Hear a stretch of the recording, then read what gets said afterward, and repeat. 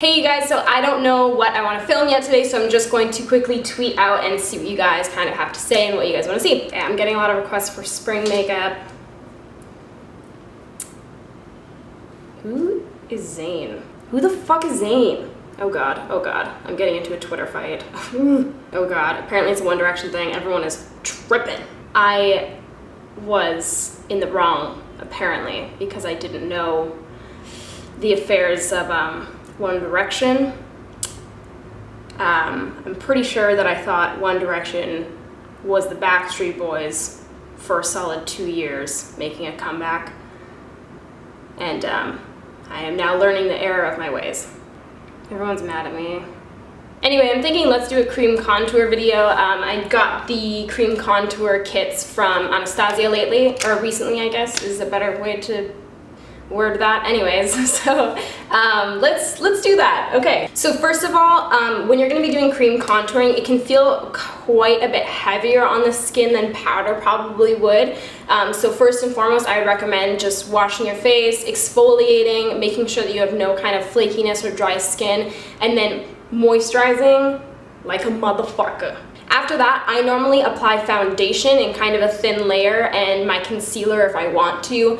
Again, just in a thin layer, and making sure to use a beauty blender or sponge or whatever to just kind of, you know, get rid of the excess product that you don't need.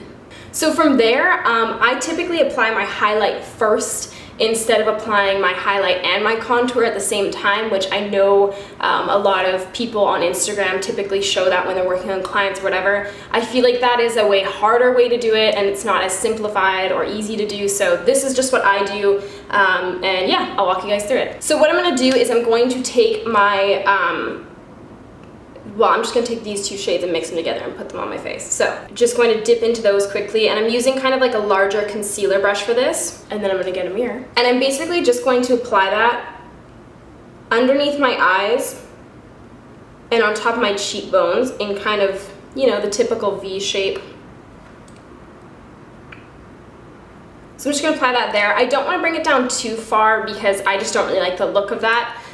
So I'm just going to keep it up a little bit higher just to kind of lift the cheekbones a little bit more. And then I'm also going to apply this in the center of my chin and then right under the cheekbones. Just kind of applying it in a sharp line and dragging it downwards. And then I'm just going to take the very tip of the brush and apply it down the center of my nose, kind of extending right between the brows and up to the forehead. And of course, this doesn't have to be applied perfectly right now, like you're not too worried about what's going on. Just have an even amount of product because we're going to be blending this out, so yeah. Make sure your cheekbones are even. We don't want you looking crazy. So this is basically what it looks like right now. A lot of people like to use beauty blenders, but I'm going to be using a kind of big buffing brush for this that's a little bit smaller than a foundation brush would be per se. So yeah, that's what I'm going to be using. And basically what I'm going to do is I'm going to kind of pat more so than swipe it. When you pat the kind of product in, it helps to blend it out, but it doesn't move the product around from where you just placed it because you're using the specific placement, so you don't want to kind of then be like wiping it down all over your cheek, which is getting rid of those shapes that you just went in and created. So I'm just basically patting it on to blend it out, and then if you feel like you have a little bit of excess product that you do want to get rid of on the edges, you can then go in with your sponge and kind of just pick that up.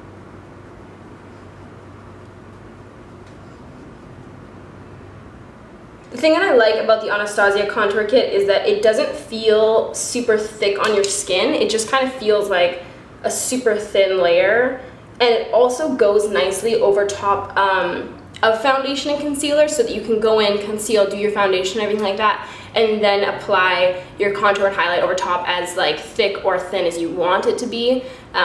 Some cream contours don't go that great over foundations, and they make it so that you basically have to use so much cream contour that you're using it as a foundation as well, which just starts to feel really gross and not fun. So yeah. The other thing that's nice about these being able to go over foundations and stuff like that is that if you feel like you're wanting a more kind of like natural look, you could kind of just highlight or just contour, like not necessarily go in with, you know, the two different shades, just if you're looking for something a little bit more natural. If you guys don't have access to these palettes for whatever reason, or maybe you just don't have the budget for it or whatever it may be, you can use foundations, like you can use liquid foundations, cream foundations, and stuff like that.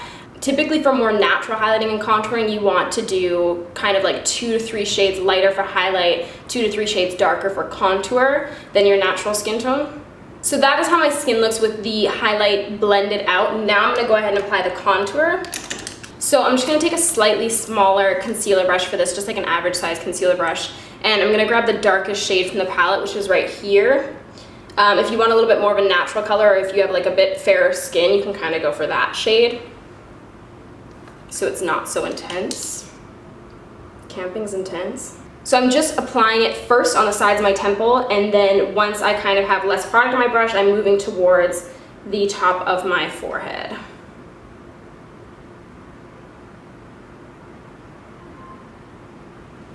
And then I'm going to apply right under the cheekbones, and this is something where I find that a lot of people tend to bring it down super low. If you're not quite sure where to place it, just literally feel your face, see where your cheekbones are, and then you want to apply it kind of right on top it or right underneath it. If you apply this line too low, it's going to make your face look a little bit more sallow or like masculine. So I mean, depending on what you're going for, totally go hard, but typically you would want to have it a little bit higher up.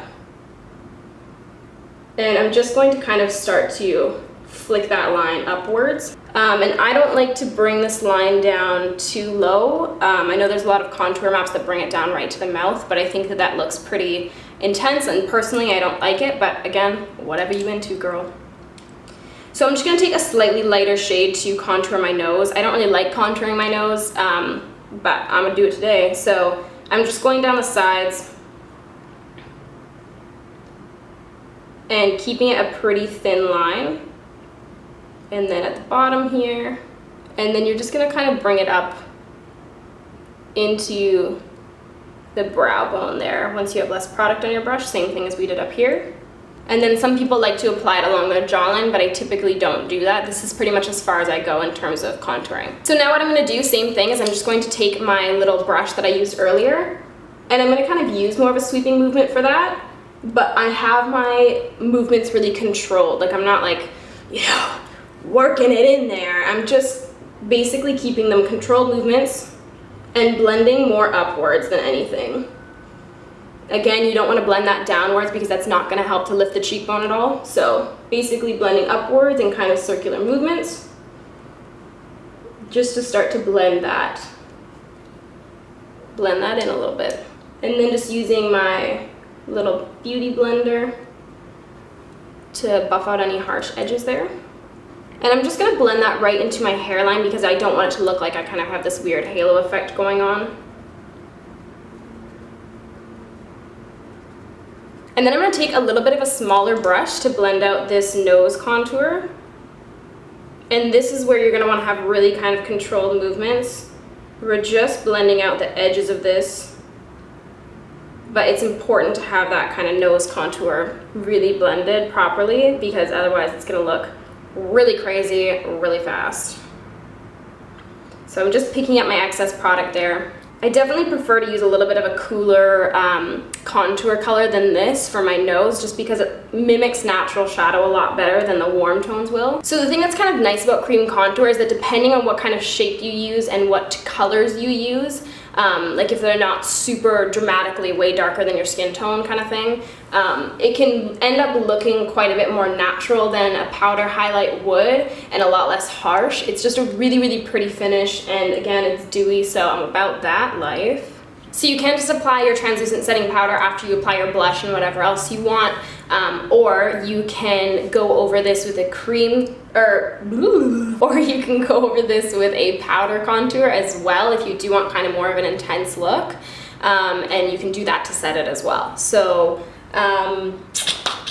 what are you gonna do today, Samantha? That's the question that I'm asking. I'm gonna go over this with a powder contour just to show you guys how I would do that. So I'm gonna be using my Anastasia powder contour kit, and I'm gonna be mixing these two shades here. And I'm just gonna go ahead and apply those basically exactly, not basically exactly, just exactly where we applied our cream contour. So right underneath the eyes. I'm just taking a smaller brush to do down my nose here. Everyone is really seemingly upset about this Zayn? What the fuck? Zayn. Ooh. So I'm really sorry that you are all going through a hard time. For those of you that listen to One Direction. So I've just applied that in the exact same spots where I applied my cream contour, and now I'm going to mix these two shades here and basically just go over the contour spots. So I'm taking my NARS Ita brush and I'm using it kind of vertically. And I'm just lightly going over that cream contour. And then I'll sometimes take my foundation brush and just kind of make that a little bit softer. Notice how I said sometimes I just leave it because why the fuck not? And I'm just using the powder contour around the temples, not on the forehead, because I don't really like a ton of shading on the forehead. Don't know why, it's just how I am. And that's pretty much it. From here, I will usually apply a shit ton of shimmery highlight and a lot of blush, and then I will go forth from there, generally speaking. So I guess I may as well do that on camera. Hold up. So I'm just gonna be using my little Chanel highlighter. This is from the holiday collection, I believe, and it is limited edition. It is called something in French. So I'm just gonna take my little Real Techniques brush and apply that right to the tops of the cheekbones. Just kind of blending that into the skin, and this just has a really majestic look. It's just so wonderful and beautiful, and I'm gonna put the whole thing onto my face. And then I'm just gonna go ahead and apply my blush from Becca in the color Wild Honey. A lot of you guys have been asking what I'm planning to use once I run out of Kat Von D Wish since it's discontinued. Thanks again for that one, Sephora. And I love the Becca blushes. This one is gorgeous, and the one called Damselfly is also gorgeous. I just love blush. So I'm just taking a little bit of that and applying it right to the apples of my cheeks, and just kind of blending it into that powder contour. So there you have it. You guys can also use contouring and stuff like that for like your cleavage or your collarbones, like literally pretty much anywhere. Fuck it, I'll just show you guys. Well, this is getting interesting. So basically I'm gonna go in with my cream contour in the lightest shades, and I'm just mixing the same two like I did. I grab a mirror here. And basically what I'm gonna do is I'm going to apply this to the tops of my collarbone. You can also kind of apply it right here, and then, sorry guys, and then just kind of right to the center of the tataz. And then same thing, I'm just gonna go ahead and take my trusty little blending brush here, and I'm just going to kind of start to blend out that highlight. Sorry guys, sorry. This is so difficult to do on camera, wow. I never thought I'd see the day. And then I'm gonna go ahead and take the darker shades and grab a mirror and just apply those right underneath and on top. Obviously, you probably wouldn't do this every day unless you're freaky, but it looks really cool in photos or like when you're going out and stuff like that.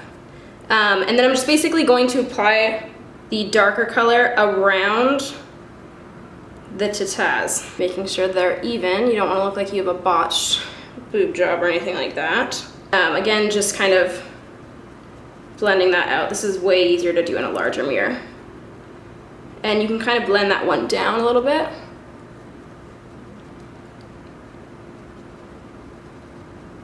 I'm sweating like a madman right now.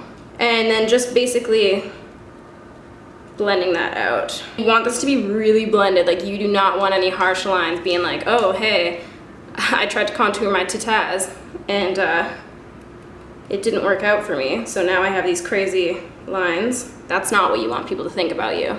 Although, who really gives a fuck what people think about you? That's what I always say. And then what you can do is you can also take a little bit of your highlight shade and basically just kind of bring it right Oh shit, fuck, I actually went into the contour. Whoops. Bring it right between, like this. And again, blending that out. Oh yeah, it's way easier when I look into the camera, hell yeah. So yeah, and then basically you have your super intense collarbones and titties. So there you have it. You can set that with a translucent setting powder or like, you know, sparkly fairy dust if you're freaky. So that is everything, you guys. I hope you enjoyed this video and learned something cool today. I learned that tweeting about One Direction in an offensive way is an effective way to have death threats sent to you. So there you go. I will see you guys next time. Let me know what you guys want to see next in the comments below, and I'll get back to you. Thanks for watching. Bye.